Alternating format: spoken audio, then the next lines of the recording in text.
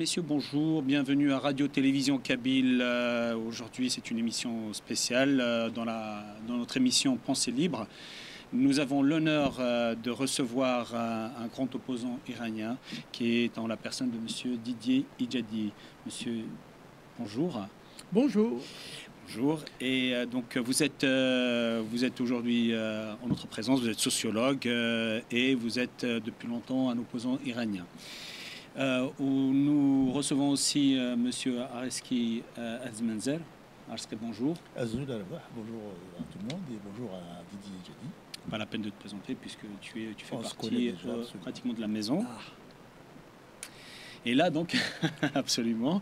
Et donc là, nous allons parler en fait de nos peuples respectifs qui sont sous le joug des républiques, notamment vous, islamiques, et nous, dictatoriales et islamiques, et dictateurs aussi pour vous, effectivement. Nous allons parler effectivement sans tabou de tout ça. Mais avant, je souhaiterais quand même vous présenter pour que nos téléspectateurs sachent qui vous êtes. Donc, monsieur Didier Ijadi est un sociologue franco-iranien, universitaire et réfugié politique en France. Il a fui l'Iran après l'arrivée au pouvoir des mollahs, dénonçant sans relâche le régime islamique qui l'accuse d'être antinational, répressif et hostile à l'identité perse. Il est également membre actif du comité Laïcité République et aussi un fervent défenseur de la laïcité et des droits humains et de la liberté des peuples. Il a aussi apparu aussi dans de nombreux médias, qui sont notamment CNews, France 24, LCI, BFM TV, France TV, France Culture. Et vous avez fait aussi de nombreux colloques internationaux. Il alerte aussi sur les dangers de l'islam politique, qu'il considère comme un instrument de domination culturelle et politique. Et non seulement en Iran, mais aussi dans d'autres régions du monde, y compris en Afrique du Nord. Il a enseigné dans plusieurs universités parisiennes, parmi elles la Sorbonne, Paris Nord, le CNAM et l'université Gustave Eiffel. Voilà la présentation. Est-ce que vous avez éventuellement quelque chose à ajouter à cette présentation, à votre avis ? Tout d'abord, je voudrais vous remercier pour cette occasion. C'est véritablement un moment intéressant pour nous connaître davantage, en fait, là. Pour moi, la découverte donc du peuple kabyle, en fait, je le connais depuis un certain nombre d'années, mais de plus en plus, effectivement, nous sommes dans une approche réciproque, et ça, c'est une chance. Moi, je continue. Oui, absolument, allez-y, je vous en prie.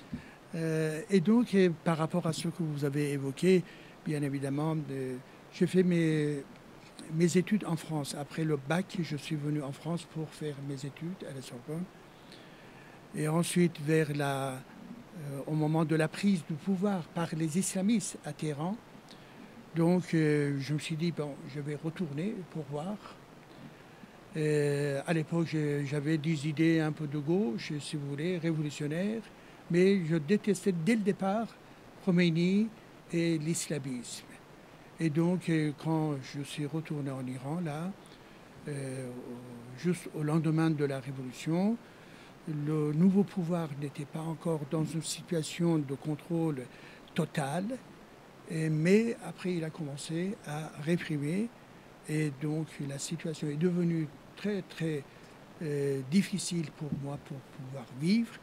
Je n'ai pas pu y rester, donc j'ai pris effectivement le chemin de l'exil et j'ai quitté l'Iran d'une manière clandestine. Là, vous avez dit que la situation était impossible à vivre pour vous. Qu'est-ce qui a été impossible exactement ? Alors, vous savez, avec l'arrivée au pouvoir de ce régime-là, c'est un régime à la fois totalitaire, d'un point de vue politique, dans le sens effectivement du mécanisme despotique totalitaire, car le totalitarisme, ce n'est pas seulement de la dictature, c'est un mécanisme qui cherche effectivement à priver l'individu de sa vie intime de contrôler le cerveau, de contrôler l'inconscient donc des individus-là. C'est le totalitarisme, mais également un totalitarisme islamique. Car déjà dans l'islam, effectivement, la notion fondamentale, c'est le despotisme, c'est la dictature, effectivement, vis-à-vis du bon Dieu. L'individu n'existe pas en tant qu'individu autonome. Et donc, quand il y a le mélange entre le totalitarisme politique et le totalitarisme islamique et coranique, eh bien, vous êtes en situation inédite, d'une certaine manière, dans l'histoire de la France, de l'Iran, mais également d'une manière générale, effectivement, dans le monde, si vous voulez. Et donc, le régime, c'était un régime qui s'appuyait sur l'idéologie coranique, et donc le seul, disons, parti qui était accepté, c'était Hezbollah, le parti de Dieu.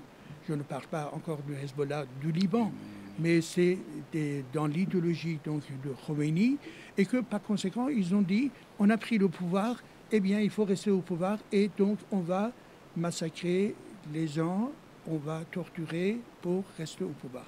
Donc, effectivement, pour les gens qui étaient dans l'opposition de ce régime-là, dès le départ, la situation était devenue très difficile. Il y a beaucoup de gens qui ont été arrêtés, qui ont été tués dans les prisons ou disons, à l'extérieur, mais également beaucoup de gens qui ont subi cette situation atroce et donc ont pris le chemin de l'exil également. C'était mon cas. C'était votre cas, d'accord. Là, la prochaine question, elle concerne l'Iran, mais elle concerne aussi, je pense, la Kabylie. J'aimerais dire une chose, oui. Juste un petit mot je t'en prie. Pour M. Ijadi, que donc lui, il est exilé, et nous aussi, on est exilés. Les Kabyles, beaucoup de Kabyles, enfin, notamment ceux qui activent pour la liberté du peuple kabyle, ils sont aussi exilés en France. On aimerait bien être dans notre Kabylie, où beaucoup parmi nous ont grandi.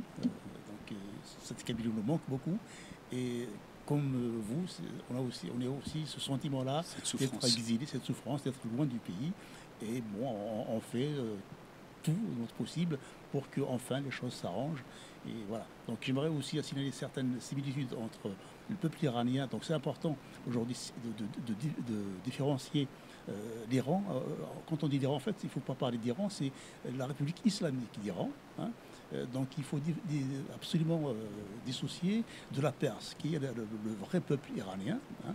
Et donc ce que la Kabylie partage avec la Perse, avec l'Iran réel, c'est une histoire millénaire, plusieurs fois millénaire. Le peuple perse existe depuis au moins 3000 ans, tout aussi bien que le peuple kabyle qui, lui, donc dans l'histoire, remonte à 3 à 5 000 ans. Voilà. Donc il y a cela déjà. Et puis donc le peuple perse donc aujourd'hui lutte pour se débarrasser de dictature islamiste, sur l'islamiste. En Algérie c'est pareil. Bien que on peut pas, enfin officiellement on ne dit pas que l'Algérie est un pays islamiste. Personne ne dit que c'est un pays islamiste. On présente l'Algérie comme étant une république. Voilà, une république d'ailleurs. Officiellement, c'est une république démocratique et populaire. Bon, là, c'est tout un programme. Et par contre, on a bien un régime islamiste en vérité. Au fond des choses, on a bien un régime islamiste parce que ce régime-là qui a, disons, une apparence démocratique, disons, un peu évoluée, on n'a pas, comment dire, la tenue islamiste comme Khamenei ou comme les autres, donc on a la cravate, etc. Mais bon, dans le fond, ils utilisent tous l'islamisme. Donc voilà, donc le régime algérien est aussi un régime d'essence islamiste. Voilà. Alors, donc on va pouvoir développer tout ça au fur et à mesure. C'est pour dire qu'il y a beaucoup de similitudes. Voilà. Justement, la prochaine question, je pense qu'elle s'adresse à nos deux peuples, justement. Comment à votre avis, l'idéologie arabo-islamiste s'est-elle imposée en Iran, et qui est un pays pourtant historiquement perse, qui n'est pas arabe? Comment cette idéologie arabo-islamiste s'est imposée, à votre avis? Eh bien, comme vous venez de le signaler, effectivement, la civilisation iranienne, ça remonte, selon les données historiques, si vous voulez, à 7000 ans. Et donc, dans cette civilisation, il faut parler à la fois du mitraïsme, mais également de la philosophie et le culte donc de Zarathustra, mais également sur le plan politique, l'ensemble des dynasties royales qui se sont créées, comme par exemple Cyrus le Grand Achéménide, qui remonte à 2500 années. Et d'ailleurs, c'est une grande référence, y compris pour la question des droits de l'homme. Il suffit de regarder le cylindre, disons, de Cyrus le Grand, qui parle effectivement des droits des individus dans cette vaste, disons, empire perse, si vous voulez, là. Et donc, l'Iran est très riche d'un point de vue civilisationnel sur le plan culture, etc., etc. Mais 1400 années auparavant, à l'époque de Sassanide, la dynastie qui était en Iran, là, eh bien, il y a l'invasion arabo-islamique contre donc l'Iran, contre la Perse, et donc cela a créé une nouvelle situation, c'est-à-dire l'islam, c'est un phénomène qui est venu avec à la fois de la violence. Il y avait cette violence voulait détruire toute une identité, culture, les langues, etc. Et cela a été évoqué dans les différents récits par rapport à cette période-là. Et donc, effectivement, les Iraniens ont subi une nouvelle situation de colonisation arabe, colonisation coranique. Et donc, les Iraniens étaient empêchés dans la pratique de leur langue et ont subi beaucoup de pertes également, des grands monuments qui ont été écrasés par, disons, cette invasion-là, mais également des grandes bibliothèques qui ont été détruites, effectivement, par l'invasion arabo-islamique. Et donc, effectivement, on peut dire en un mot que l'islam s'est imposé en Iran par la violence, par la propagande, par la répression, et donc c'était le phénomène donc, de la colonisation. Mais les Iraniens, malgré cette situation atroce véritablement, ont gardé leur fond, ont gardé leur civilisation et leur identité. Car les Iraniens, ils parlent une autre langue qui est donc la langue iranienne, qui a évolué au cours de l'histoire. Bon, la modification, c'était au niveau de l'alphabet, si vous voulez, mais la langue reste une langue d'origine indo-européenne, mais également toute la dimension culturelle de ce pays-là reste évidemment intacte. Les islamistes ont cherché à empêcher les Iraniens dans la pratique de leur, disons, à la fois leur religion, mais également culture, etc. Et donc, ils sont arrivés à dominer la situation en Iran là. Mais aujourd'hui, si vous voulez, après 1400 années d'invasion islamique, ce qu'on voit effectivement là, dans l'identité de ce peuple, si on résume d'une manière très simplifiée, pardonnez-moi, donc dans cette identité, on peut trouver une couche, pour simplifier, une couche de l'identité persane, de l'identité civilisationnelle ancienne, disons, de ce peuple. Et ensuite, au cours de l'histoire, à cause de l'invasion, eh bien, une partie donc, des Iraniens ont intégré les éléments pervers donc, de l'islam dans leur existence. Mais depuis 150 années également, il y a une nouvelle situation où la connaissance, disons, de la philosophie et de la modernité en Occident a permis aux Iraniens de réclamer et de demander de la démocratie et de la liberté. Donc aujourd'hui, les Iraniens, ils sont dans une nouvelle phase. À la fois, ils sont en train de revivre, en fait, en quelque sorte, la civilisation, disons, ancienne, et ils le marient avec la modernité, et ils sont en train, disons, de repousser la dimension islamique. D'accord. Et en ce qui concerne le peuple iranien, on dit que le peuple originellement iranien n'est pas arabe. Quel est son sentiment actuel? Est-ce qu'il se sent arabe ou est-ce que profondément il est attaché à son identité perse? Quel est son sentiment actuellement? Est-ce qu'il est arabe? Les Iraniens, non, pas du tout. L'Iran, c'est un pays musulman, mais ce n'est pas un pays arabe. C'est un pays là où il y a l'islam qui a effectivement qui s'est imposé là. Les Iraniens ne se sont jamais au cours de l'histoire ont défini leur identité par disons, le terme arabe. Jamais, jamais.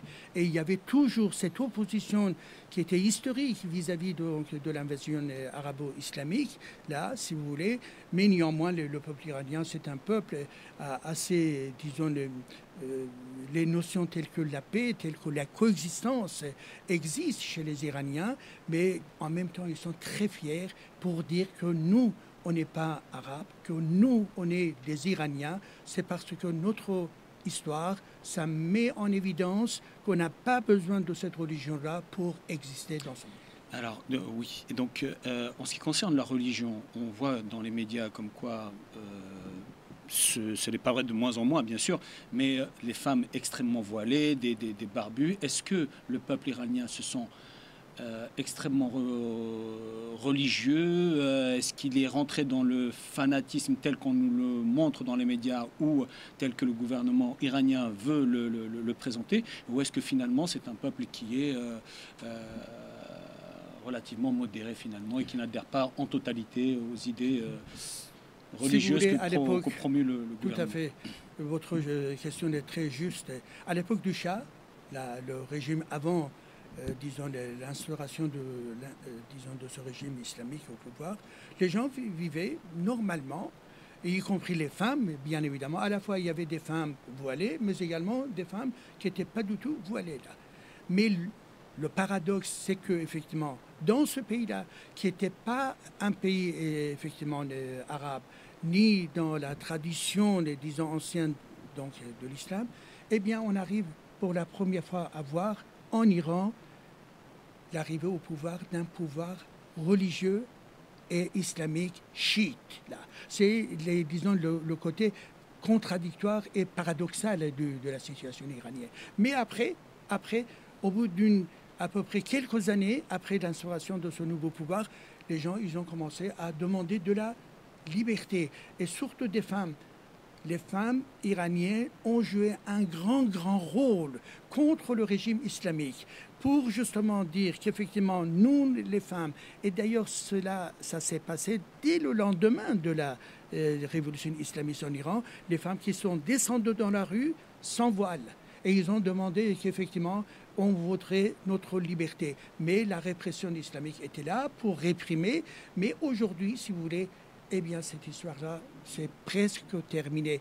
Dans quel sens? Dans le sens, aujourd'hui, après cette bataille, cette lutte, dans le cadre effectivement de ce qu'on appelle Femmes, Vie, Liberté, vous allez dans les villes iraniennes, villes moyennes et grandes, eh bien, vous allez voir qu'effectivement, un grand nombre de femmes sont sans voile, pas seulement des femmes, des jeunes filles, mais également des femmes assez âgées également. C'est parce que eux, ils détestent donc le voile, c'est parce qu'ils voient dans le voile islamique l'élément de soumission de la femme. Et donc, ils les rejettent d'une manière très claire. Mais néanmoins, il y a d'autres parties de la population féminine qui restent encore dans la tradition, si vous voulez, les habitudes, voire également encore la peur, etc. Ça existe, mais néanmoins, il y a une grande tendance vers la liberté totale.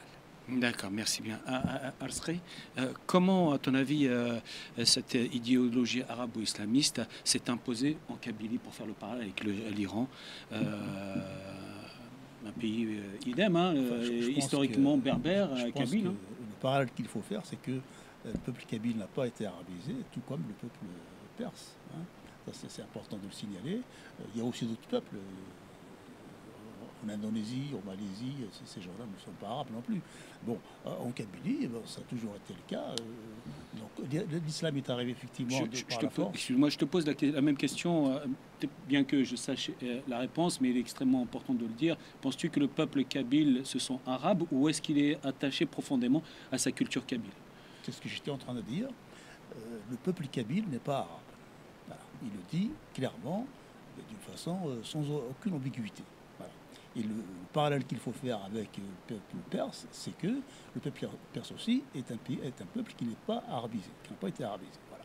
Alors, en Algérie, il y a certains falsificateurs, dont je ne citerai pas le nom, qui disent de temps en temps, voilà, pour se justifier. Nous sommes des Amazirs. Pendant longtemps, vous savez très bien, donc, après l'indépendance, enfin la pseudo-indépendance algérienne, donc quand le colonialisme français est parti, tout de suite, le régime qui s'est mis en place a annoncé la couleur, donc l'arabisation de l'Algérie. On se rappelle très bien le fameux nous sommes arabes de Ben Bella. Bon, donc ça, c'est depuis déjà à partir de 62. C'était, je crois, en juin 62, c'était vraiment dès tout début. Donc ils ont annoncé tout de suite qu'ils allaient mettre une couleur à l'Algérie. C'est un pays arabe, voilà. Et la Kabylie a toujours refusé cela, d'ailleurs d'une façon violente au début, parce qu'il y a eu comme une guerre de sécession entre la Kabylie et le régime algérien, où donc la Kabylie, pendant 2 ans, a lutté contre la dictature qui s'était installée. Bon, malheureusement, cela n'a pas réussi, le système s'est maintenu, et il perdure jusqu'à aujourd'hui, et aujourd'hui, évidemment, le peuple kabyle n'a jamais été arabisé, et les Kabyles le disent très clairement, les Kabyles ne sont pas arabisés. Voilà. Donc les gens qui disent nous sommes des Berbères, des Amazirs, mais on a été arabisés par l'islam, c'est une idiotie, c'est une stupidité énorme. Hein. Il n'y a aucun pays qui peut être arabisé par l'islam. Voilà. Donc il y a beaucoup d'hypocrisie par rapport aux gens aujourd'hui. En fait, c'est un peu pour, quand on a un problème, donc le problème de l'identité algérienne, donc, qui est une identité amazigh, berbère, donc ils ont du mal donc, à associer, à faire marcher ensemble une identité amazigh et une identité arabe qui, elle, repose sur l'islam. Donc il y a deux choses qui sont totalement antinomiques. Hein.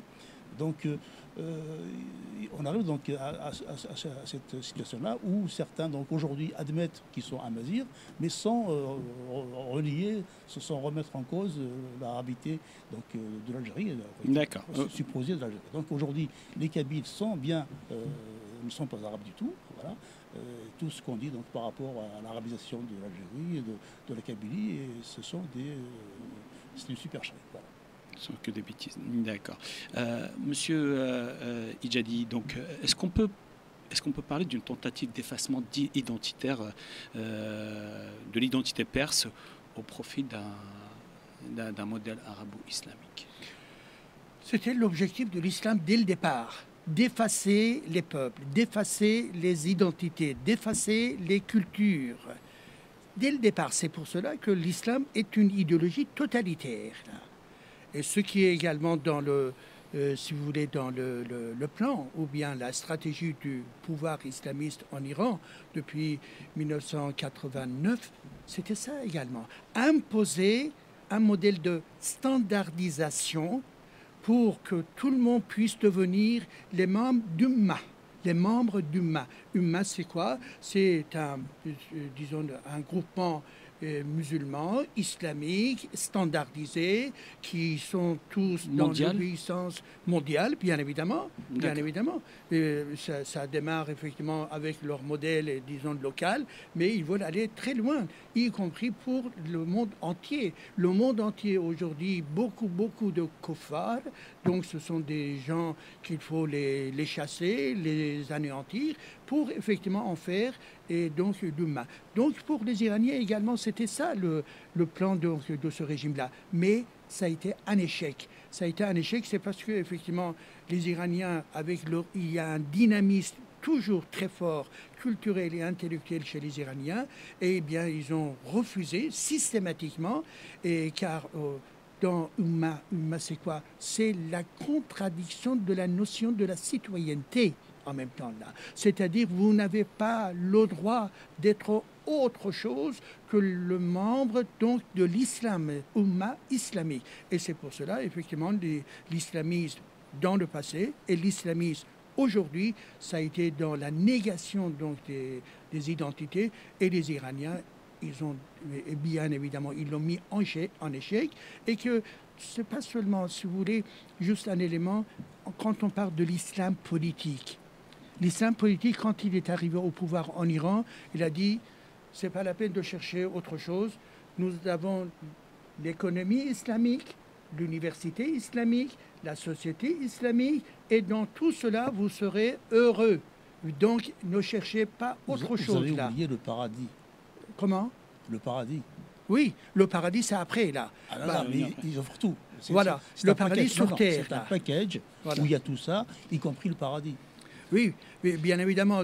Donc, il voulait dire que dans la société actuelle, eh bien, suivez-moi, acceptez ma domination, la domination religieuse islamique chiite, qui était donc l'idéologie de Khomeini, et donc tout va bien. Mais dès le départ, effectivement, le régime a rencontré des difficultés et sachez, et c'est ma dernière phrase, l'islam politique est mort en Iran à jamais. L'islam politique comme un modèle de gouvernance et de société. Quel problème, où se trouve son échec justement? Comment je veux dire, face à quoi il s'est retrouvé en échec? On parle beaucoup des femmes iraniennes. Exactement. Bien évidemment, vous avez absolument raison. Les femmes iraniennes, là, dès le départ, ils voulaient imposer le voile, ils ont dit non. A été réprimé, beaucoup de femmes ont été en prison justement pour le voile.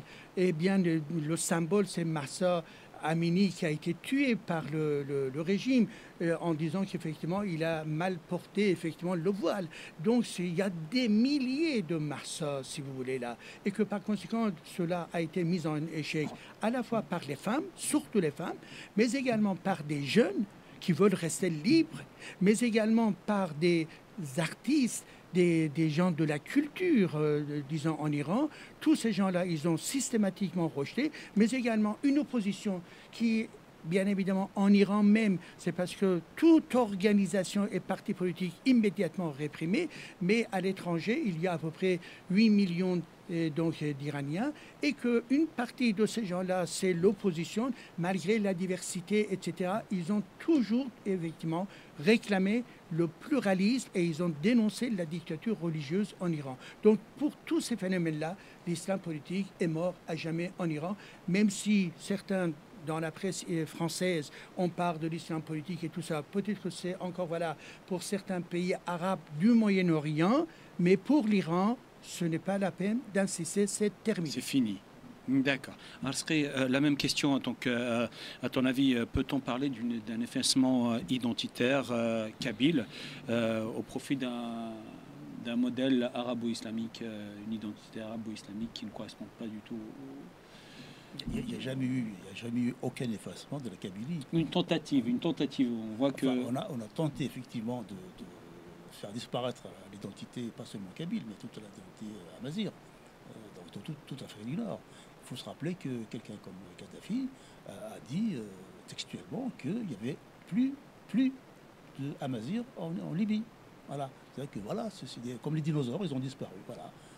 Et c'est ce que aussi en Algérie on a essayé de faire. Bon, à un moment donné, aujourd'hui par exemple, officiellement, il n'y a pas de juifs par exemple. Voilà. Les chrétiens, on les chasse, etc. Donc il y a plein de groupes comme ça qui sont niés dans leur existence. En Kabylie, bon, ils ont essayé. Bon, malheureusement, les Kabyles, ils ont un peu la peau dure depuis le temps qu'ils résistent à toutes ces invasions qui sont passées en Afrique du Nord. Donc personne n'a réussi à les dompter, quoi. Donc là, il n'y a aucune chance pour les régimes qui sont en place, d'un jour imposer une identité arabe en Kabylie. Ça, c'est impossible. Et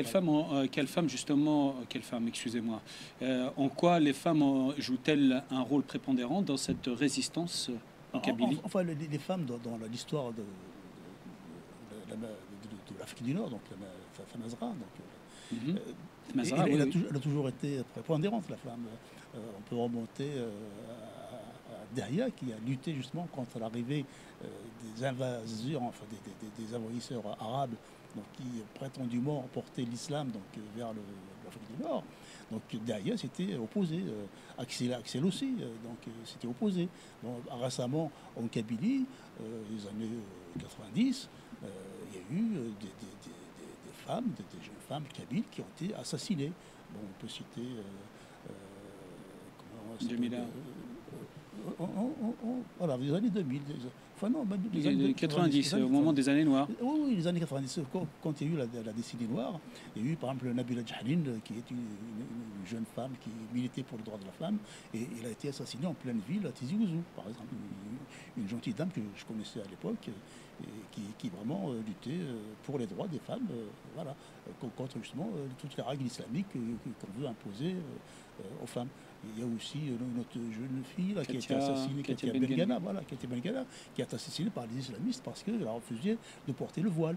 Alors qu'on lui a imposé, enfin, dans son entourage, elle était plutôt dans la région d'Alger. Donc, du côté de Meftah, cette jeune fille était dans une région où les islamistes étaient très puissants. Donc, on a voulu lui imposer de porter le voile, il a refusé, et elle a fini par être assassinée. Donc, voilà, donc, malheureusement, beaucoup d'exemples comme ça. Il y a beaucoup de femmes qui ont été, je pense notamment à la jeune fille. Voilà, les femmes, malheureusement. Qui a été égorgée dans un barrage, une jeune fille qui était à l'université en droit, et je ne me rappelle plus de son nom, qu'elle me pardonne. Oui, il y a aussi, il y a énormément de choses. Il faut aussi citer Kamal Hamza, par exemple, qui était un étudiant donc, à la faculté d'Alger, qui a été assassiné par les islamistes, mais vraiment ça remonte au début. Avant même la décennie noire, c'était vraiment au début des années 80, où justement, en fait, il faut savoir que ce qu'on appelle la révolution iranienne, donc l'arrivée de Khomeini en 80 ou 79 à la tête de l'Iran, ça a fait un effet dévastateur sur les pays d'Afrique du Nord. Et c'est à ce moment-là, moi j'étais à l'époque, je travaillais à Alger. Alger, c'était, comme disait Didier, les gens, ils vivaient normalement. Normalement, ils sont libres de porter ou pas le voile. Bon, il y avait des jeunes filles qui portaient la mini-jupe, ça ne dérangeait personne à Alger. Des jeunes hommes qui s'habillaient vraiment à l'occidental, ça posait aucun problème. Il y avait des endroits pour s'amuser, pour danser, écouter de la musique, etc. Donc tout cela, ça existait. Et malheureusement, donc, après l'arrivée de Khomeini en Iran, donc ça a beaucoup porté un effet négatif sur l'Algérie. Sur l'ensemble. Et malheureusement, les Kabyles sont toujours en première position et c'est ceux-là qui sont éliminés les premiers. Voilà. D'accord, merci Arsqi. On va revenir au clergé chiite.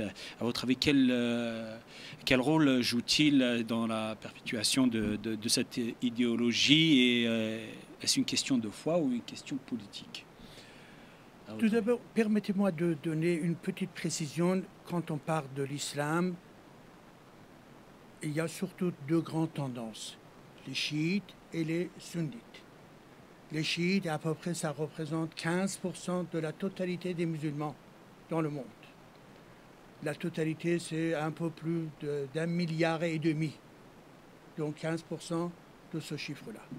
Essentiellement, c'est en Iran, une partie en Irak et au Liban.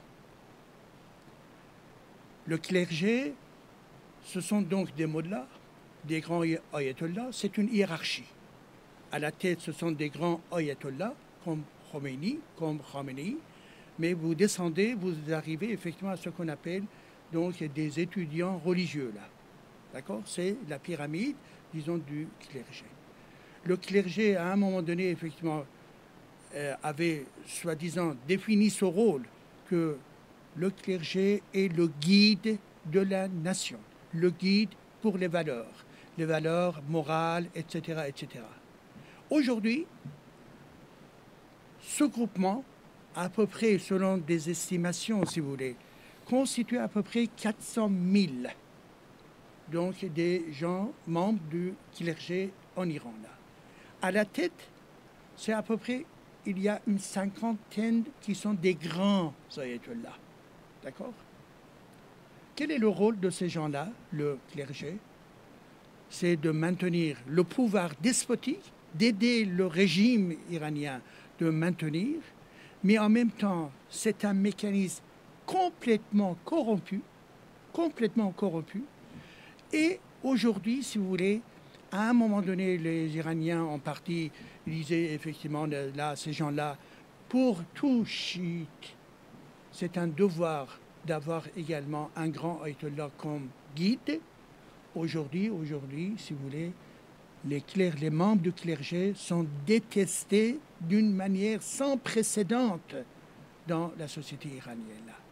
En un mot, quand le régime est arrivé au pouvoir en 1979, ils annonçaient que les chiites en Iran sont 90% de la population sont des chiites, 10% ce sont des sunnites, mais aujourd'hui, après 47 ans donc, de pouvoir islamique et coranique, eh bien, sachez, sur une population totale qui est de 90 millions d'habitants, selon les sondages, seulement 32% des Iraniens se définissent comme chiites.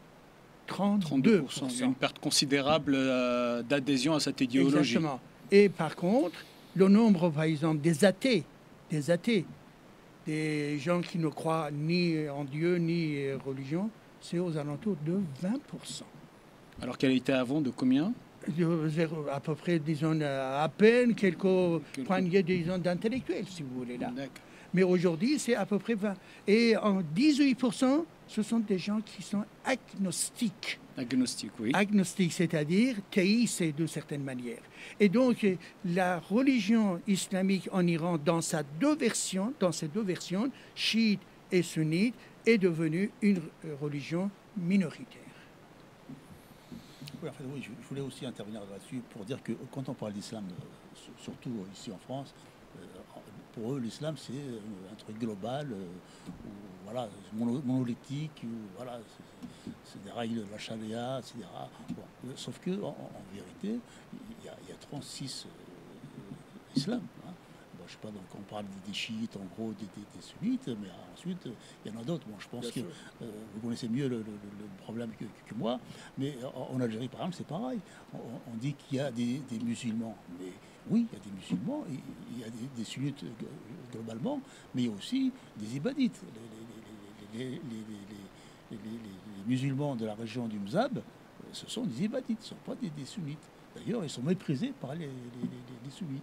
Et il y a même le pouvoir algérien même utilise certaines populations locales pour poser des problèmes à ces pauvres mouzabites. Hein, donc, quelle est la différence entre les sunnites et les...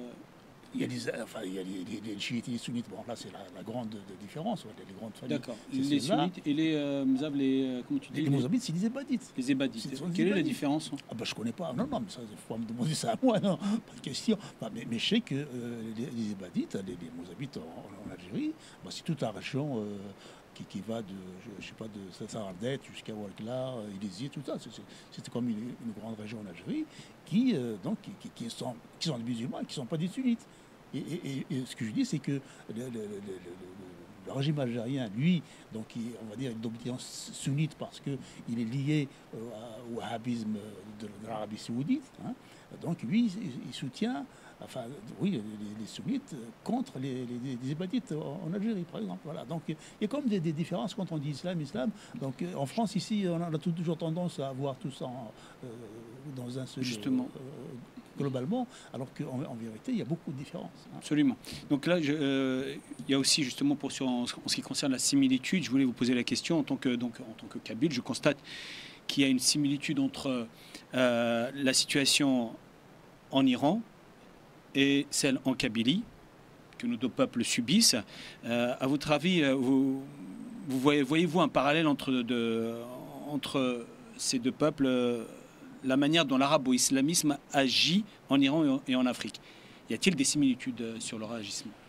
C'est une évidence, c'est parce que votre peuple cherche à défendre son identité, a résisté face à l'islam, face à l'arabisme, d'une certaine manière, et c'est le point commun avec les Iraniens également, là.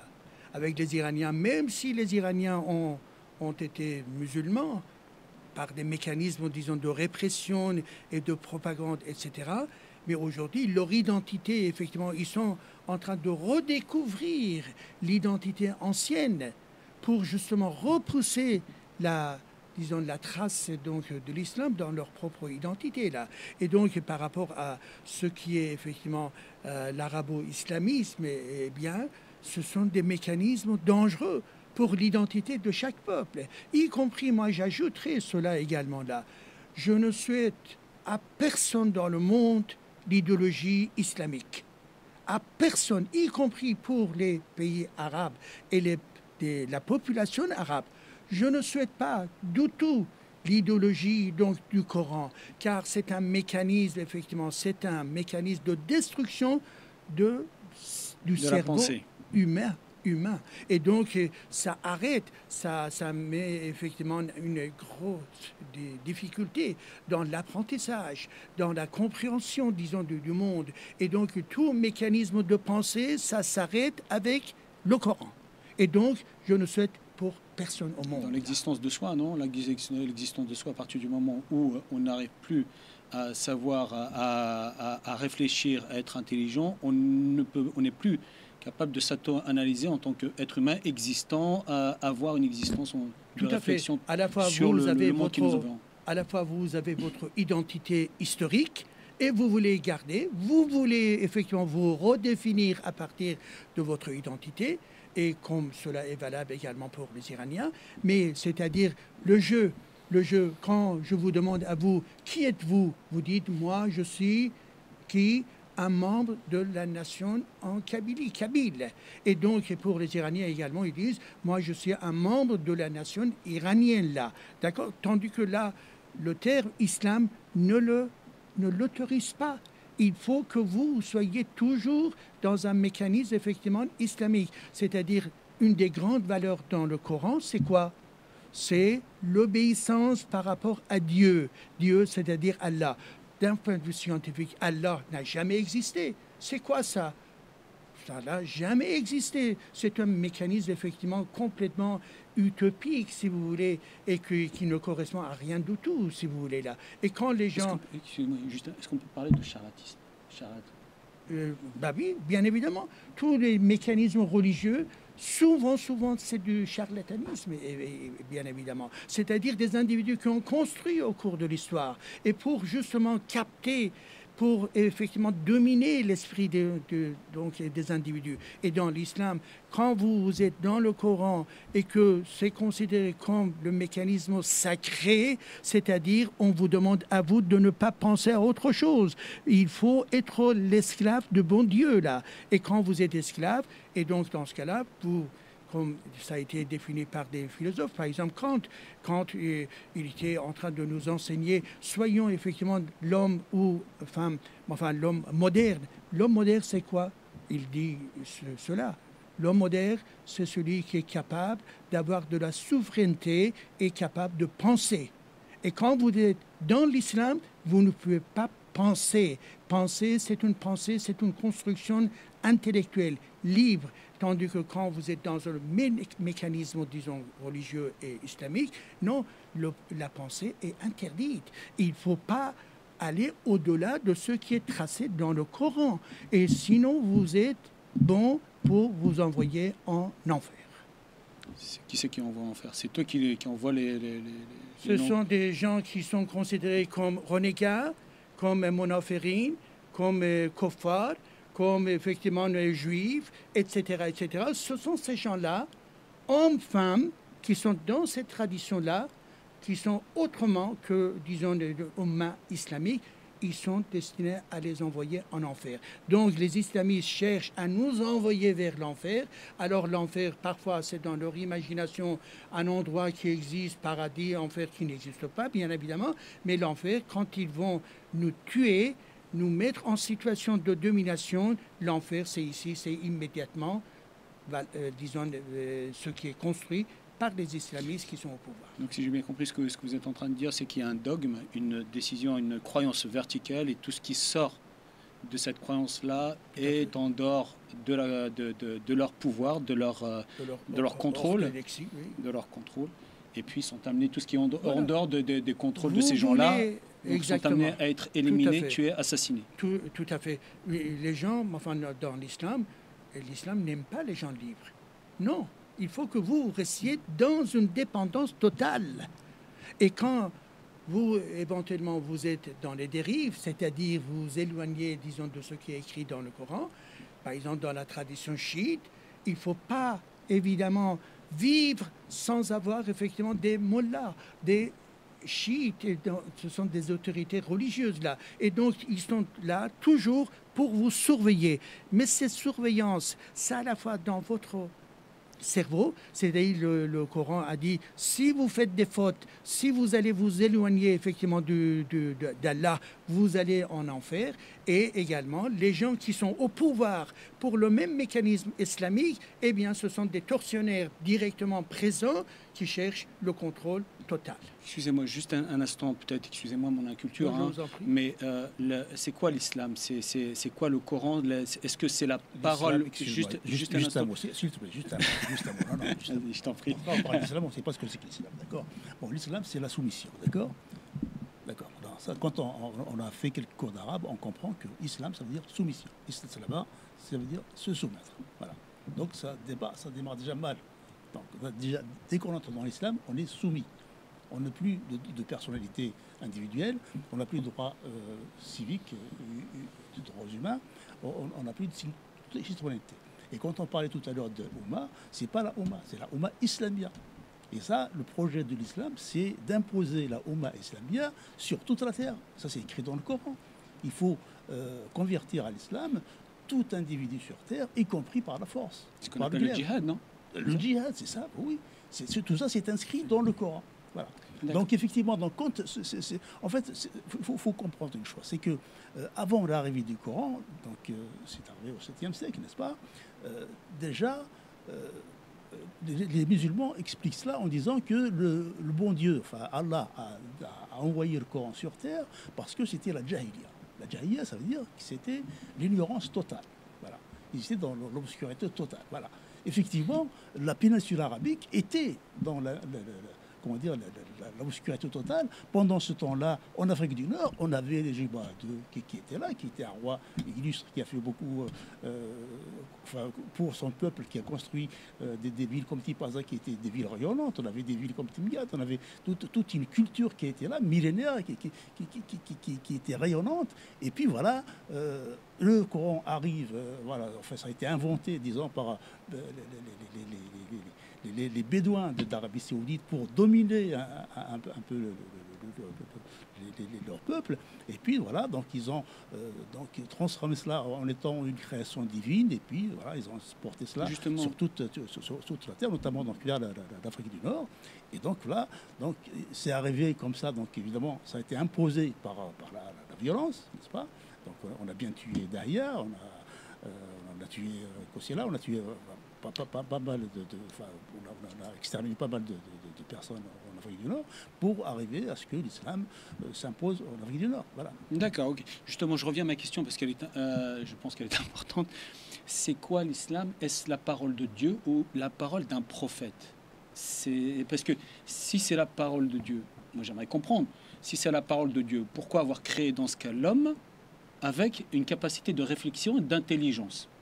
Parce que si on crée une parole de Dieu et on doit suivre aveuglément les paroles de Dieu, pourquoi lui avoir créé une intelligence? Si c'est la parole d'un homme, ça ne reste que la parole d'un homme. Et donc, pourquoi adhérer à la parole d'un homme alors qu'il y a des milliards d'hommes sur Terre? À votre avis, qu'est-ce que c'est l'islam? Voilà. Alors, vous savez, votre question, ça ouvre le débat d'abord sur le plan, effectivement, quand on dit l'islam, 1, l'islam égale Coran. 2, égale Coran plus les traditions du prophète. 3, prophète avec l'ensemble de ces guerres qu'on appelle les Ghazavat et la tradition prophétique qui a continué avec des guerres de colonisation à l'époque de 4 califes, etc. Quand on parle de l'islam, par exemple, aujourd'hui, on entend par là la totalité des pays musulmans, par exemple, etc., etc. Alors, l'islam, si vous voulez, la construction de chaque, religion est différente. L'islam a été initialement, effectivement, la conquête par une partie de la tribu Quraysh, Bani Hashim, la famille donc du prophète, qui cherchait effectivement à récupérer de la richesse d'autres tribus en péninsule arabique. Et il faisait la guerre contre les membres de sa tribu, enfin, disons Quraysh, qui n'étaient pas d'accord avec lui, car la famille du prophète, c'est la famille de Bani Hashim, des Hashemites. Les autres membres de la tribu Quraysh n'étaient pas d'accord avec eux. Et en même temps, quand vous regardez l'histoire, disons, de cette partie du monde, il y avait beaucoup de Juifs. Et beaucoup de Juifs ont été dépossédés par, effectivement, les partisans, donc, disons, de Mohammed.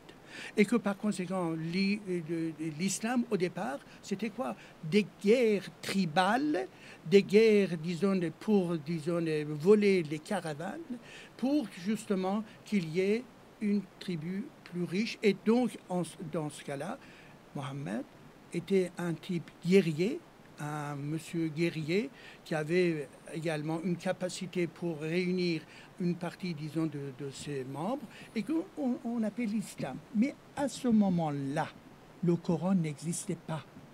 Le Coran a été rédigé au cours de l'histoire pendant 4 siècles. Pendant 4 siècles. Quand le prophète de l'islam est mort, l'islam n'est pas né au sens Coran. D'accord? Au sens, effectivement, où il y a un texte. Non, ça n'existait pas. Et après, les gens qui l'ont succédé, effectivement, ils ont dit, ben, il y a le prophète et il y a le Coran, etc., etc. Donc, au cours, l'islam est fait et construit dans le cadre d'un parcours historique par les uns et les autres. Et les gens qu'on appelle les khatib, le khatibans, c'est-à-dire des rédacteurs donc, du Coran. À peu près, on a le nom d'une quarantaine, voire un peu plus, des gens qui ont participé à la rédaction du Coran. Donc, effectivement, quand on dit islam, eh bien, l'islam, c'est tout ça, mais en même temps, beaucoup d'ambiguïté, beaucoup de mensonges, beaucoup de falsifications, si vous voulez. On vous présente quelque chose de très joli qui a été envoyé par le bon Dieu vers Jibril et que donc, et lui, enfin, Jibril a demandé au prophète. Non, ce sont des histoires pour nous envahir intellectuellement et pour nous endormir d'une certaine manière. On n'a pas besoin de notre pensée pour exister en tant que religion islamique, car l'islam, dans le Coran, quand vous lisez, il y a le mot « aql » aussi. « Aql », c'est-à-dire, nous disons, alors « aql » c'est quoi? On dit c'est la raison, n'est-ce pas? Je ne connais pas. Excusez-moi. C'est la pensée. Oui, d'accord. La pensée, c'est un mot arabe, « aql ». D'accord. Eh bien, c'est-à-dire, nous cherchons effectivement à dire dans la pensée moderne, c'est la pensée, c'est la raison qui est essentiellement un concept fondamental. Et donc les islamistes, ils disent, voyez là, vous parlez effectivement de la raison comme une valeur très positive. Et dans le Coran, il y a également l'aql. Mais aql dans le Coran n'a pas le même sens que la raison que nous utilisons dans la philosophie occidentale. Et aql, ici dans le Coran, c'est quelque chose qui doit préparer l'individu à l'obéissance du bon Dieu. D'accord, ok. Donc à la soumission. J'aimerais intervenir pour donner un peu plus de précision sur le Coran. Effectivement, donc, Didier dit qu'il a été écrit sur plusieurs siècles par une quarantaine à 50 de personnes. Bon, quand on dit comme ça, évidemment, les croyants islamistes, ils vont dire tout de suite, bon, c'est du mensonge, etc. Bon. Or, aujourd'hui, les techniques ont évolué. Donc là, on se base sur la science. On n'est plus dans le charlatanisme, mais on est dans la science. Hein. Donc, il y a des techniques, il y a des études effectivement qui ont été menées par des mathématiciens qui ont déterminé effectivement, à l'aide d'outils scientifiques et techniques d'aujourd'hui, donc notamment des outils d'intelligence artificielle, qui ont démontré que effectivement les styles qui ont été utilisés pour écrire le Coran, ça vient au moins de 50 personnes. Voilà. Et la durée, donc ça, tout ça, on peut le démontrer d'une façon technique, donc objective, donc qui ne prête aucune controverse. Hein. Et donc ça, c'est des choses, des faits réels. Voilà. Comme de la même façon, les techniques d'aujourd'hui pour dater les ossements préhistoriques, il y a des techniques qui sont encore plus précises que ce qu'on avait avant. Et les recherches, par exemple, dans les tombeaux des pharaons ne sont pas terminées. Il y a des choses encore qu'on va découvrir avec des nouvelles techniques. Voilà. Donc pour revenir un peu donc, au Coran, effectivement, donc c'est pas un écrit divin qui est tombé comme ça en une nuit sur Mohammed. Voilà, c'est quelque chose qui a été rédigé, manipulé, trituré pendant des siècles pour donner quelque chose aujourd'hui qui est, comment dire, qui est d'une stupidité énorme, quoi. Quand moi, j'entends certaines personnes qui lisent le Coran, qui commentent le Coran, mais il y a des choses là-dedans qui sont, notamment, tiens, ça me permet de parler de quelqu'un qui s'appelle Rachid Moumouni, qui est mort à cause des islamistes. C'est un écrivain algérien, donc, qui était en Algérie jusqu'avant la décennie noire, qui est parti donc au Maroc. Il est mort là-bas de chagrin. Il est parti donc s'exiler au Maroc de peur des islamistes. Et lui, donc, il a écrit un ouvrage qui est très important, qu'il a intitulé de la barbarie en général et de l'intégrisme en particulier, dans lequel, effectivement, donc c'est un écrit en français, donc il a noté un peu toutes les absurdités, comment dire, les abjections qu'on peut trouver dans le Coran. Et ça, c'est important de le dire.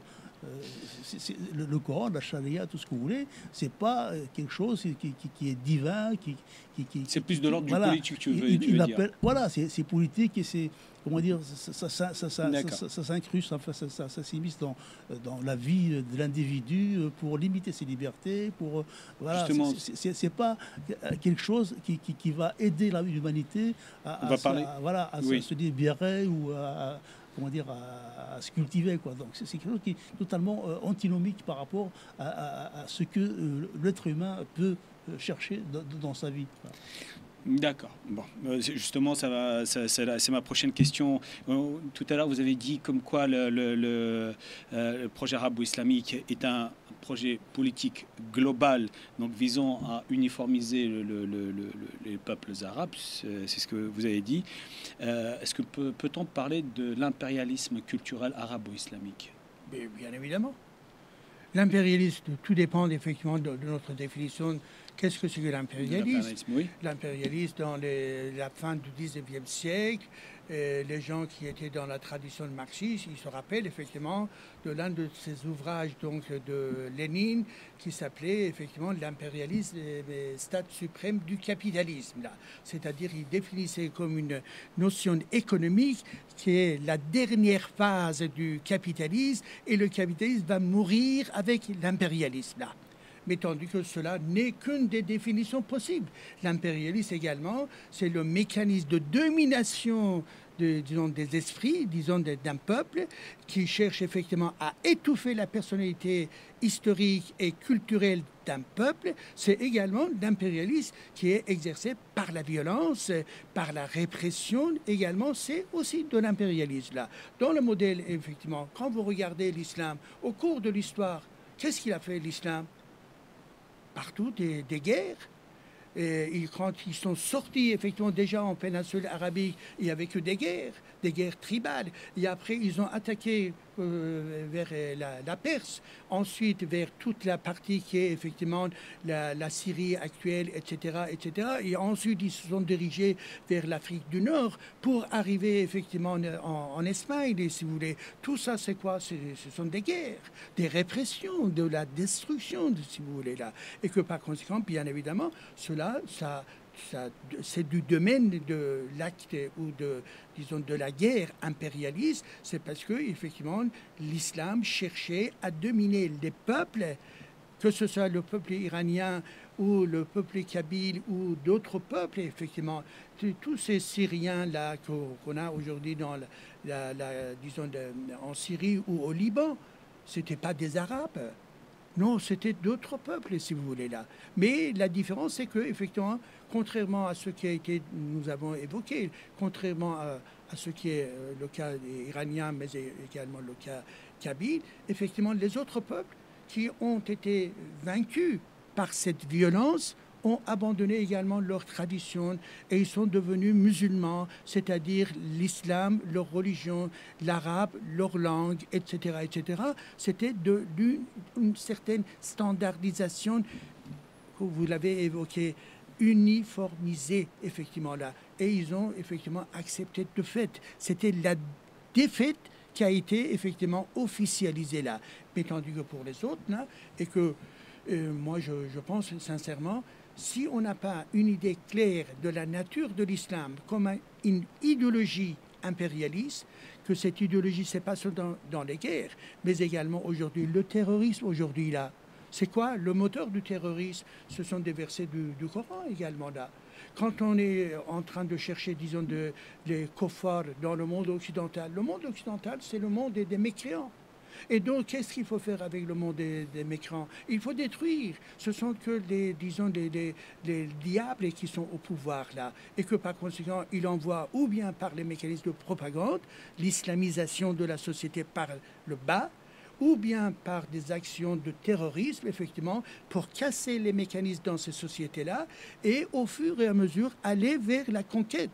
Et la conquête, on est en France, là, on est plus ou moins tranquille, mais attention, là, à ne pas être très, très tranquille non plus, là, car les islamistes, ils sont en train de travailler également ici, là, dans des quartiers, dans les, disons, des associations, etc. Et leur objectif, parfois, c'est de taper très fort comme action terroriste, mais également comme grimper et encore par le mécanisme, effectivement, qui est le mécanisme culture, mais islamique. Et là, évidemment, c'est pour cela que l'islam est en contradiction avec la démocratie, est en contradiction avec la liberté, est en contradiction avec la laïcité. L'islam ne peut pas être avec ces valeurs-là. Et que par conséquent, l'islam doit détruire toutes ces valeurs-là pour pouvoir avancer dans la société. D'accord. Je me souviens d'un discours de Ali Ibn Hajj durant les années fils, au moment des élections, qui avait fait un discours à Alger en disant la démocratie n'existe pas dans l'islam. Exact. C'est tout simplement ça. Il a dit en islam, il n'y a pas de démocratie à la charia, point barre. Oui, de toute façon, c'est évident. Bon, tout repose sur un mensonge, en fait. Les islamistes, ils utilisent le mensonge sans arrêt pour dire, voilà, l'islam, il apporte ceci, il apporte cela, alors que c'est totalement faux. Hein. On sait parfaitement que l'islam est incompatible avec toute vie de société libre. C'est impossible. Voilà. Le problème, si tu veux, que l'islam a rencontré... Est-ce que c'est une religion ou est-ce que c'est un moyen, c'est un instrument politique? Dès le départ, c'était un instrument politique. Parce que déjà, au temps du prophète, il y avait des combats pour des raisons économiques, hein, et des raisons politiques. Hein. Entre les gens de Quraysh et les autres, il y avait un combat pour avoir le pouvoir. Déjà, le départ de l'islam, c'était ça. Hein. Ensuite, évidemment, quand on a le pouvoir, on essaie de l'imposer à tout le monde. Et ce qui s'est passé, Mahomet a gagné, il a imposé son pouvoir aux gens de sa région, et puis, bon, petit à petit, un peu partout. Et l'objectif de l'islam, c'est bien d'imposer les règles donc, de la charia islamique sur toute la terre. C'est ça le problème. Tout à l'heure, Didier parlait de Lénine. Effectivement, on peut voir une certaine ressemblance. Enfin, c'est un mouvement qu'on observe un peu au niveau de l'échelle de l'histoire. Bon, c'est-à-dire que c'est comme un effet de balancier. Quand on est dans un extrême, automatiquement, le balancier va pousser pour aller jusqu'à l'extrême de l'autre bout. Hein. Puis il revient en centre. Ce qui s'est passé, en Russie, hein, en fait, ils avaient un extrême qui était le tsar qui imposait le servage. Le tsar, oui. Le tsar qui était, c'était l'esclavage à l'époque. Hein. Bon, il a fallu, donc, pour supprimer cet esclavage-là, la révolution bolchevique qui a ramené le communisme, donc le communisme qui était aussi une idéologie tout à fait comme l'islam, hein, et bon, qui finalement, au bout de, je sais pas, depuis 1918 jusqu'à à l'arrivée de Gorbatchev, bon, le communisme est parti, voilà. Alors, en Iran, c'est pareil. Il y avait le Shah d'Iran. Le Shah d'Iran aussi se comportait d'une façon assez autoritaire. Bon, ce qui fait qu'il a fallu, à un moment donné, aussi se libérer de cela. Et donc, ça a donné une révolution, ce qu'on appelle la révolution iranienne. Hein, donc, l'arrivée d'un ayatollah, un dictateur total, qui a fait, donc, voilà, maintenant, ça dure depuis 40 ans. Bah, j'espère que le régime iranien, aujourd'hui, donc, va baisser, va disparaître, comme le communisme aussi a disparu, hein, Alors, au niveau de la Kabylie, maintenant, si on vous parle de la Kabylie, c'est le même phénomène qui s'est passé, quoi. On a eu un colonialisme français, un colonialisme qui était quand même très féroce, hein. Il ne faut pas le lier, hein. Et puis, donc, pour se débarrasser de ce colonialisme-là, il a fallu faire une révolution. Une révolution qui a été faite malheureusement par les Kabyles qui n'en ont pas profité par la suite, hein. Et donc, ça a mis en place, donc on est passé d'une situation de colonisation à une situation d'une dictature. Donc la dictature s'est installée en 62 en Algérie, et on espère que cette nouvelle idéologie donc, qui s'est installée, l'arabe islamiste qui s'est installée en Algérie depuis maintenant plus de 60 ans, eh bien, il va tomber aussi comme le communisme, parce que c'est la voie dialectique, c'est automatiquement la logique qui prévaut, et automatiquement on va arriver à la disparition du régime actuel des ayatollahs, du régime algérien, et les Kabyles, donc eux, ont pris la disposition pour se libérer de ce régime algérien sans attendre qu'il tombe de lui-même. Voilà. Donc à bas le régime des Mollahs, et vive l'indépendance de la Kabylie, on espère tout ça. Bah oui, la finalité est à peu près similaire, se défaire des dictatures et des prises, qu'elles soient religieuses voilà. ou... et retour de la liberté. Voilà. Et retour de la liberté. De penser notamment, parce que c'est important, la pensée, ça avance, c'est avant tout, quoi. Voilà. Parfait, merci. Eh bien, merci monsieur pour vos interventions. On va faire une pause, et puis on vous retrouve dans notre prochaine partie. Là, c'est la première partie. Puis on vous retrouvera là prochainement dans une deuxième partie concernant ce vaste sujet, et les similitudes qu'il y a entre le peuple kabyle et le peuple iranien. En tout cas, à bas le colonialisme, vive l'indépendance de nos deux peuples, à bas l'oppression. Merci bien.